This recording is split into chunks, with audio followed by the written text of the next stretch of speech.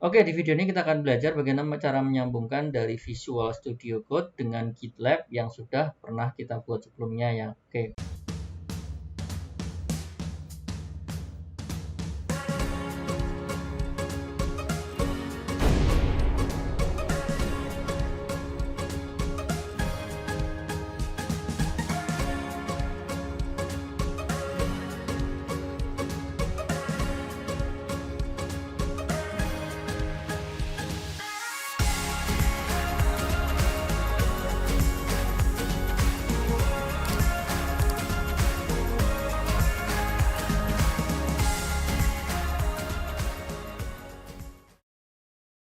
Jadi bagi Anda yang belum pernah atau belum berhasil bikin GitLab atau belum pernah buat, silahkan lihat video sebelumnya ya. Oke. Jadi di video ini pastikan Anda sudah punya username dan password di GitLab ya. Oke, kita mulai saja ya. Oke, ketika pertama kali menggunakan Git di dalam Visual Studio Code, pilih bagian Source Control. Dan terlihat di sini Git belum bisa digunakan. Nah, kemudian kalau kita pengen install Git, karena GitHub atau GitLab itu menggunakan teknologinya Git ya namanya ya, berarti kita harus install Git dulu ya. Coba kita download dulu.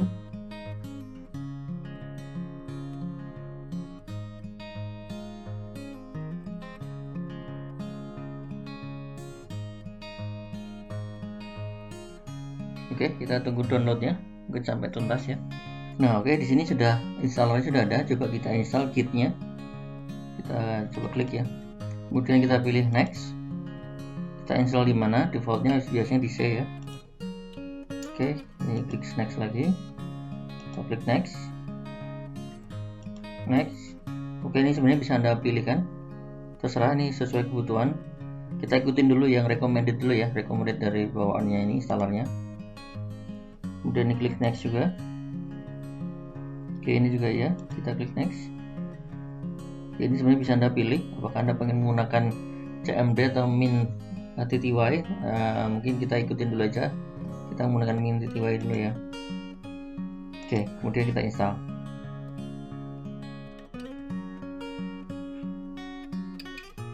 Oke, kalau udah ini klik next. Oke, sudah selesai ya instalasinya ya.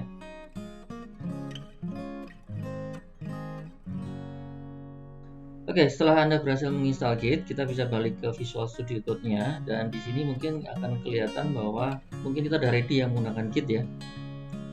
Kemudian kita lihat bagian di sini.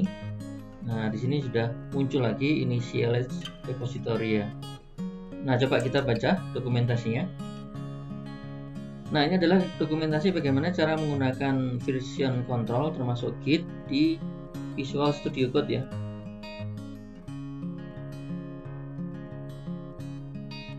Oke, kita coba clone dengan cara yang paling sederhana dulu, yaitu menggunakan command line dulu ya. Untuk clone kita coba command line dulu. Kita buka terminal.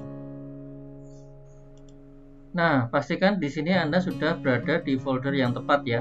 Coba Anda lihat path-nya di sini sudah menggunakan proyek CV contoh saya ya.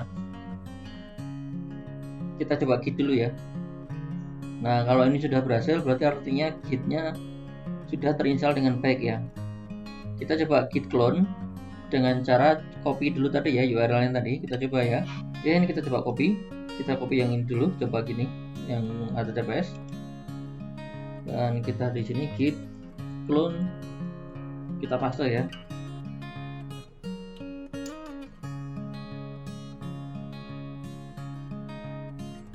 Dan ini proses cloningnya. Nah, ini yang paling penting, makanya di sini Anda harus ingat username dan password yang Anda gunakan untuk register di GitLab ya. Oke, silakan masukkan username dan password. Dan ini contoh yang gagal ya. Ini kalau Anda ternyata username dan passwordnya tidak sesuai ya.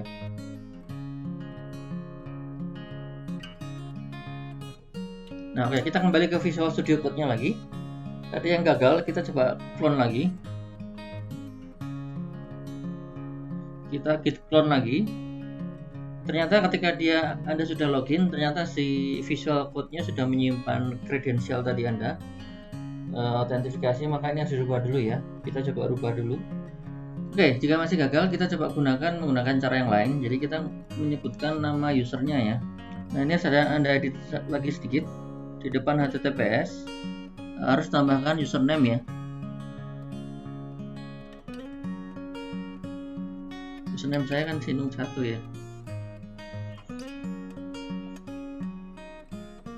Nanti kalau Anda punya username sendiri, silahkan menggunakan username Anda sendiri ya.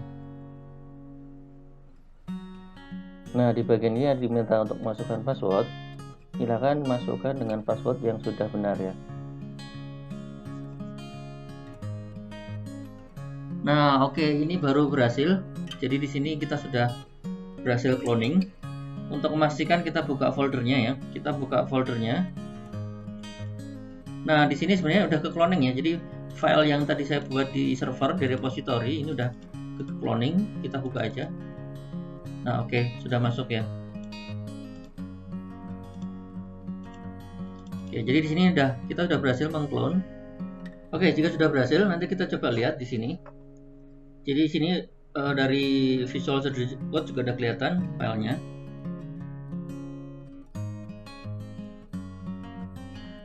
Nah, setelah berhasil, coba kita sekarang belajar membuat filenya ya. Nah, oke, pertama saya akan buat filenya dulu, buat latihan. Saya akan buat sebuah latihan file. Saya create new file. Karena ini latihan, saya kasih nama latihan ya. latihan1.html. Saya enter. Kemudian saya buat seperti biasa aja, cuman latihan aja, jadi nggak usah pakai header body ya, cuman buat testing aja ya. Oke, ini testing page. Saya simpan. Nah, kemudian kalau pengen commit gimana caranya? Ini saya close dulu.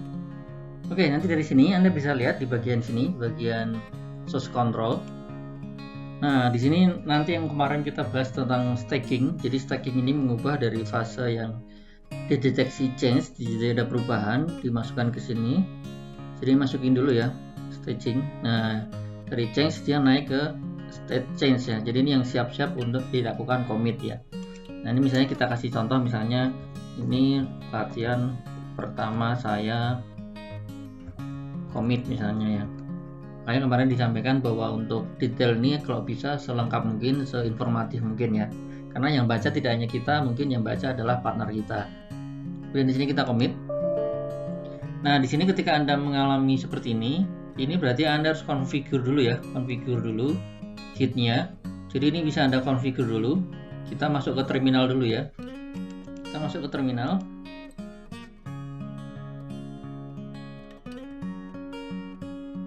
Oke. Kemudian kita tes dulu Git-nya apakah sudah berjalan. Ini sudah jalan.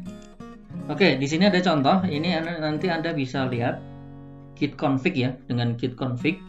Ini linknya nanti saya share di deskripsi. Jadi ini ada git config untuk mengconfig username sama config email ya. Oke. Jadi ini sebenarnya ini penting karena ini nanti akan jadi identitas Anda di Git-nya, siapa yang rubah dan email yang Anda gunakan, email yang mana ya. Oke.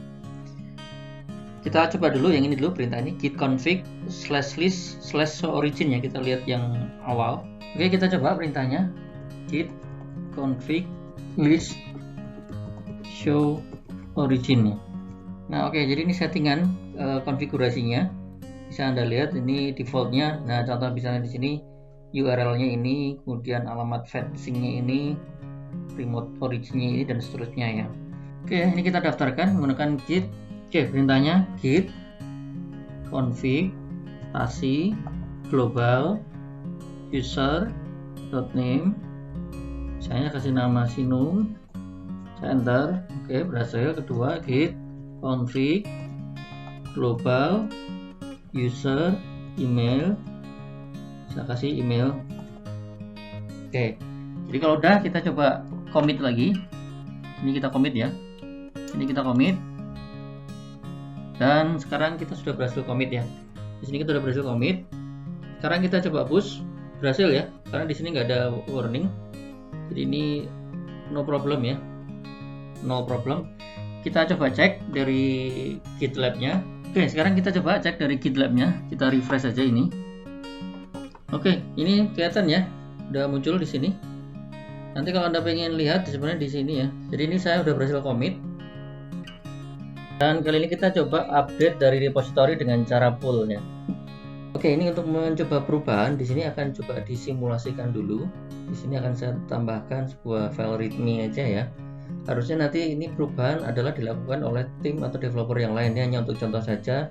Nanti kita untuk trial bagian pull-nya. Contoh misalnya di sini saya membuat catatan readme dan kemudian ini saya simpan. Oke, ini saya commit. Nah, oke, di sini readme-nya udah masuk. Ini ya, add readme-nya. Kita lihat apakah di Visual Studio Code-nya juga udah keluar. Nah, di sini mungkin kita coba pull dulu ya, kita ambil dulu. Nah, oke, ternyata setelah saya pull, ternyata ini udah muncul ya. Nah, ini kalau Anda klik, Anda lihat, nah ini udah muncul ya. Readme-nya udah muncul.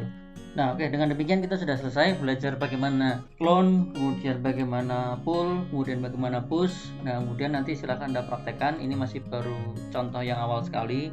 Nanti coba kita praktekkan untuk beberapa case-case yang lebih kompleks ya. Ada beberapa case yang nanti membutuhkan kompleksitas yang agak lebih tinggi ya. Jadi ini yang masih yang sederhana dulu ya.